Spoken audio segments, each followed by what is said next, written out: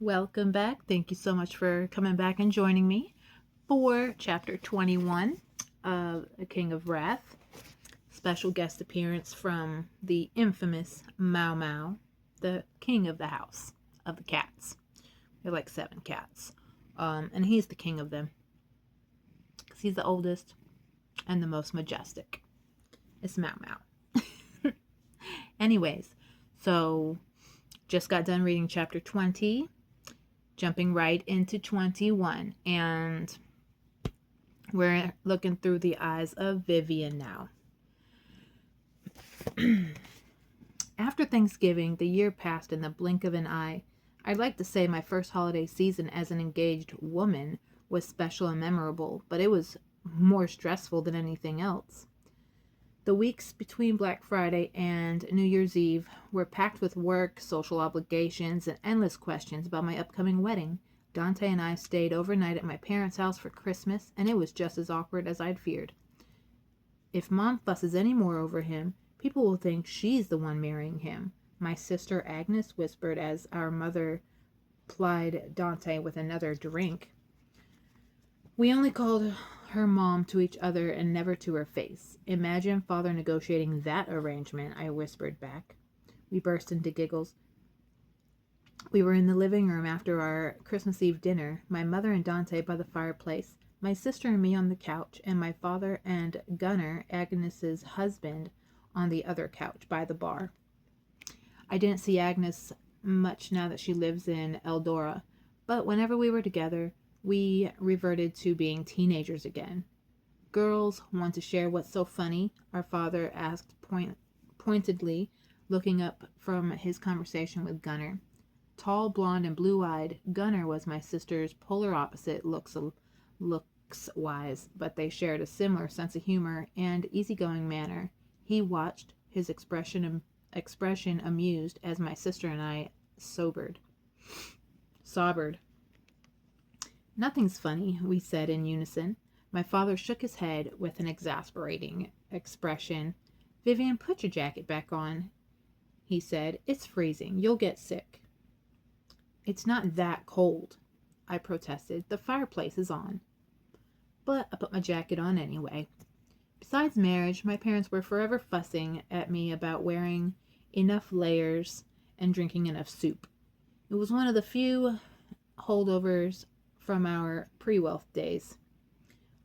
When I looked over at Dante, I found him watching us with narrowed eyes. I raised an eyebrow. He gave a small shake of his head. I had no clue what that meant, but my curiosity over his reaction melted in a whirlwind of Christmas morning, where Gunnar announced he bought Agnes another pony for their country manor, and the legacy ball and wedding planning that dominated the weeks after New Year's. Before I knew it, it was mid-January, and my anxiety had peaked to an all-time high. T-minus 4 months until the ball, T-minus 7 months until the wedding. God help me. You need a spa retreat, Isabella said. Nothing restores the body like a weekend in the desert filled with deep tissue massages and yoga. You hate yoga, and you once left a retreat early because it was too boring and woo-woo. For me, not for you. Isabella lay stomach down on the office couch, her feet kicking up in the air as she scribbled in her notebook. Occasionally, aka every 2 minutes, she'd stop to sip her soda and nibble on a piece of dark chocolate. It was lunchtime, but she said she wasn't that hungry, and I haven't had a chance to order takeout. You should take Dante with you. It'll be a couple's getaway. I looked up from the Legacy Ball seating chart. Aren't you supposed to be writing the next great thriller instead of providing unsolicited advice on my love life? Sometimes Isabella used my office as her office because the silence in her apartment was too loud, which was fine with as long as she didn't distract me while I was working. I'm drawing inspiration from real life. Perhaps I can write about an arranged marriage gone terribly wrong. The wife murders her husband after having a kinky affair with her sexy doorman or not. Or not, she added hastily when I glared at her. But you have to admit, sex and murder go hand in hand. Only to you. I moved the sticky notes to Dominic and Alessandra, Davenport's name, to the table with Kai. Much better. I last set up Dominic sitting next to his biggest rival. Should I worry about your exes? Only the ones who piss me off. That's all of them. Is it? Isabel was the picture of innocence. Oops. A smile pulled on my lips. Her dating history was a string of red flags, encompassing race car drivers, photographers, models, and one truly spectacular lapse of judgment, an aspiring poet with a Shakespeare tattoo and a penchant of spouting lines from Romeo and Juliet during sex. The past year had been her longest break from men since I met her. She deserved it. Dealing with men was exhausting. Case in point, my relationship with Dante. Trying to figure out where we stood was like trying to find my footing in a slab of particle board in the middle of an ocean. Isabel and I lapsed into silence again, but my mind kept straying towards a certain dark-haired Italian we'd kissed, and Dante had given me not one, but two mind-blowing orgasms, only to shut down immediately after. Nothing beats the humiliation of asking him for sex, only for him to leave me high and dry. At least I'd successfully, I hoped, played the entire night off as a mistake. A knock interrupted my inner turmoil. Come in. Shannon entered holding an extravagant bouquet of red roses. There must have been at least 24 of them, slotting into a slim crystal vase, and their scent immediately blanketed the room with cloying sweetness. Isabella sat up, her eyes gleaming like a Page 6 reporter who'd stumbled on a juicy society secret.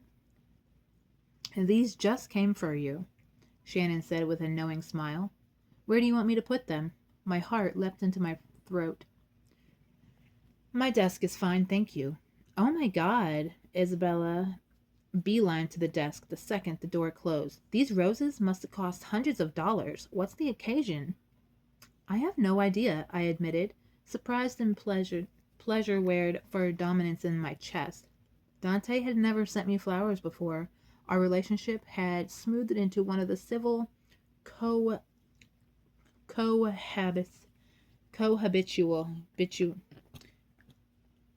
cohabitation and the occasional shared late-night snack since Bali, but we weren't a normal couple by any means. Sorry. I couldn't imagine why he'd be sending me roses now. It wasn't a holiday, anniversary, or anyone's birthday. Just because flowers. The best kind. Isabella skimmed her fingers over the velvety petal. Who knew Dante Russo was such a romantic?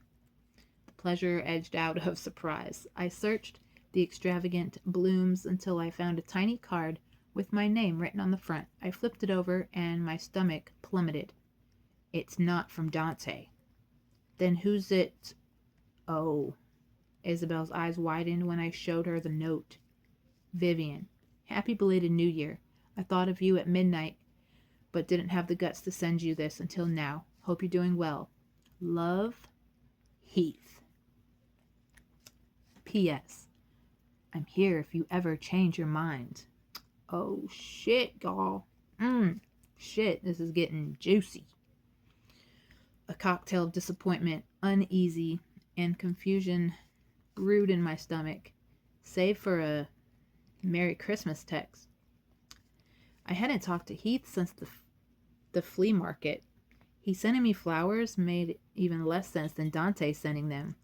Love, Heath? Isabel wrinkled her nose. First he shows up in New York and coincidentally runs into you. Now this? Man needs to move on. You've been broken up for years. And you? Who's Heath? The black velvet voice wrenched my gaze to the entrance. Charcoal suit, broad shoulders, expression as dark as his voice. My pulse skittered into overdrive. Dante stood in the doorway, brown paper bag in hand, his eyes glinting like shards of volcanic glass against the soft roses, his body held dangerously still, like the calm before a storm. I slid a panicked look at Isabel, who hopped off the desk and scooped her bag up from the floor.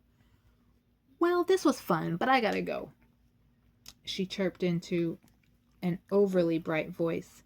Monty gets cranky if I don't feed him on time. Traitor, my glare screamed. Sorry, she mouthed. Good luck. I was never letting her work in my office again. She brushed past Dante with an awkward pat on his arm, and I watched, stomach twisting, as he walked toward me and set the paper bag next to the bouquet. He flipped the note and read it wordlessly, his jaw ticking in rhythm with every passing second. It's a New Year's gift, I said, when the silence began to oppressive to bear, like the champagne glasses my mom bought us. Tick, tick, tick. I hadn't cheated on Dante or purposely sought out Heath myself. I had nothing to feel guilty about. Still, my nerves rattled like wind chimes in a tornado. These aren't champagne flutes, mia cara. Dante dropped the note the way one would a deceased carcass. Nor are they from your mother, which brings me back to the question, who is Heath? I inhaled a soft breath for courage. My ex-boyfriend. Dante's eyes sparked. Your ex-boyfriend? Yes. I didn't want to lie, and Dante would probably find out who Heath was with the snap of a finger anyway. Why is your ex-boyfriend sending you roses and love notes? The velvety tones didn't change, and the undercurrent of danger rippled closer to the surface. It's not a love note. Well, damn well looks like it to me. If Dante ground his teeth any harder, they'd crumble into dust. What does he mean by change your mind? I told him about our engagement a few months ago. If I was telling you the truth, I might as well tell the whole truth. He showed up in New York and implied he'd be open to give our relationship another shot. I declined. He left. The end. Dante's eyes were nearing black now. Obviously not the end, given this lovely bouquet he sent to you. It's just flowers. I understand why he was upset, but he was making it into something bigger than it was. They're harmless. Some fucker is sending you flowers, and you want to tell me it's harmless? He picked up the card again. Thought of you at midnight. Hope you're doing well. Love, Heath. Sarcasm weighed heavy on the recitation. It doesn't take a genius to know what he was doing while he was thinking of you at midnight. Frustration overrode my replaced guilt. I can't control what other people do or say. I told you I wasn't interested in getting back together, and I'll tell him again if he persists. What do you want me to do? Get a restraining order against him? Now that is an excellent idea. That's a ridiculous idea. Do you still love him? The question came from so out of left field I could only gape at him until I rustled up the only word I could find. What? Do you still love him? The ticking jaw returned with a vengeance. We broke up years ago. That doesn't answer my question. I shifted beneath Dante's heavy stare. Do you still love Heath? I cared for him, and I missed the easy rapport we had. Our breakup had devastated me. But I wasn't the same person I'd been when we were dating, and time had dulled my heartbreak into a distant echo of what it once was. When I thought of Heath, I thought of the comfort of being loved. I didn't necessarily think of him. But if I didn't have to marry Dante, and I could go back to Heath without alienating my parents, would I do it? My heart pounded with indecision. It doesn't matter. finally said. I'm engaged to you, and I'm not getting back together with Heath. My answer only stoked the fire in Dante's eyes. I won't have my fiancé pining away after another man before, during, or after the wedding. Why does it matter? My frustration bubbled over into a rush of words. You'll get your market access and business deal either way. Stop pretending like this is a normal engagement. It's not. We may have kissed and gotten more intimate, but we are not a love match. You told me that time and again. You have me, but you don't get to dictate how I feel and who I think about. That is not part of the agreement. Silence reigned into the aftermath of my rant, so thick I tasted it in the back of my throat. Dante and I stared at each other. The air crackled like a frayed electric wire between us. One wrong move, and it'll burn me alive. I braced myself for an explosion or yelling of some kind of vile threat. Instead, after seconds that felt like hours, he turned and walked out without a word. The door shut behind him, and I slumped against my desk. Suddenly exhausted, I pressed the heels of my hands against my eyes and my throat tight. Every time we made progress, we took 2 steps back. 1 minute, I thought Dante might be developing feelings for me. The next, he shuts me out like an unwanted stepchild in the cold. The caveman in Geico's old commercials communicated better than him. What had he been doing here, anyway? Dante's office was a few blocks from mine, but he'd never visited me at work before. My eyes snagged on the paper bag he'd left behind. After a moment's hesitation, I opened it, and my stomach dipped in the strangest way. Sitting at the bottom of the bag, nestled between 2 wrapped cutleries and a plethora of sauces, were 2 takeout boxes from my favorite sushi restaurant. Aw, that sucks. Man, Dante was trying to be sweet, and fucking Heath had to come in and buck it up. Damn it. Come on, we should be stepping 2 steps forward, not 2 steps back. Let's get it together. Fuck, man. Anyways, chapter 22 coming up. Don't forget to hit that like and subscribe button. Get ready, because we're going in on chapter 22.